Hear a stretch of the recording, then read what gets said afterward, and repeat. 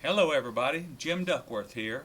I want to show you all the little things that I do to a Zara spook to make the thing really catch fish when I get to the lake. And if you'll notice my Zara spook box right here, every lure in this box, the same things have been done to it. This is one of my very favorite color Zara spooks for where I fish on the Highland reservoirs right here.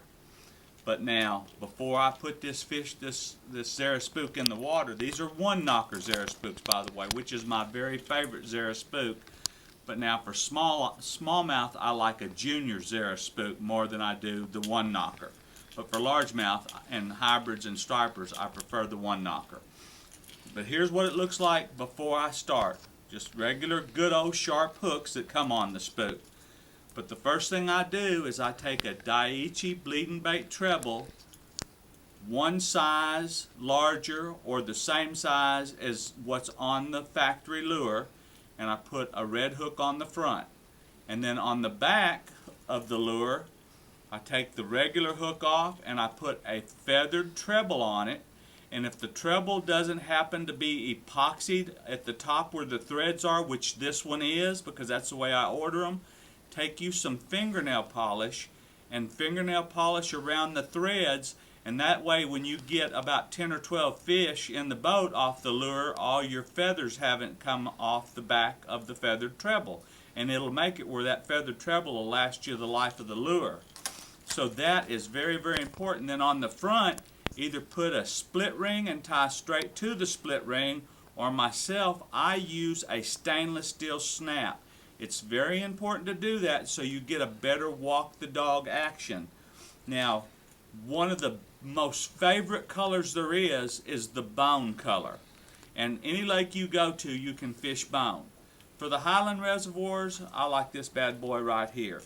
And then we've got another one here that I really like, and I can't remember the names of all of them, but I'm sure you can go online and find all of them.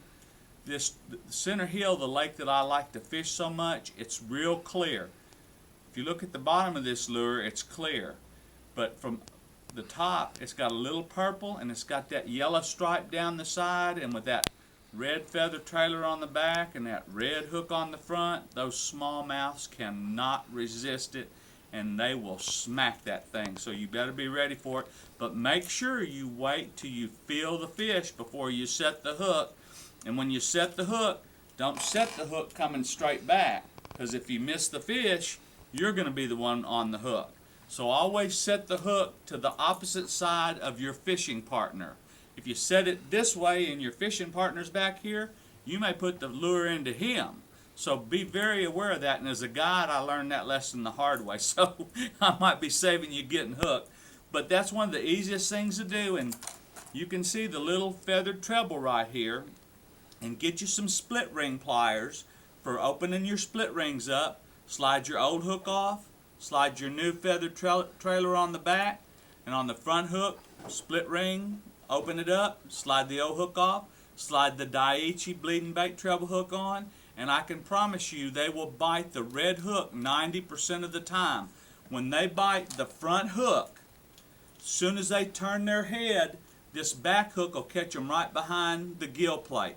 The fight is over. It's just like when a cowboy is out there and he jumps on the back of a steer to wrestle him to the ground. He doesn't just bury his heels and pull back. He turns his head, and then the steer goes straight down to the ground. Same thing with this right here. I did a test many years ago for Daiichi on the Cumberland River. 90 fish out of 100 on 10 different days straight bit the front hook instead of the back hook, and then I reversed the hooks, and I caught 90% of the fish on the back red hook and instead of the front red hook, because the front hook was the regular hook. So I know the red hook does direct the strike. So when you're catching fish, you want to have the red hook on the front, and you'll land a whole lot more fish and a whole lot easier. So that's some of the best tips I can teach you on a Zara spook. And this is a one knocker, which is the one I like. If you're fishing for smallmouth, use a junior spook and do the very same thing to the junior spook. And you can never have enough Zara spooks in your boat. First thing in the morning, this time of the year in the spring, sometimes the best topwater bites in the middle of the day. So if it's cloudy, you can fish a topwater all day. But basically in the dead of summer, you got 2 hours in the morning. Be on the water at daylight and stay in the shade and stay on the points, and you can whack them on a spook or any of the other topwaters like a Pop-R. But always put that red Daiichi hook on the front, and always put that feather trailer on the back, because it does put a lot more action into the bait. And one of the reasons the one knocker is so good, hear that one tungsten rattle in there? Instead of those BBs, they get used to the noise of the other baits, but this has a little bit different noise. So that's the ticket right there. And bone is an all-around color no matter where you go. Myself around here, these are my two favorite colors right here, and I love them.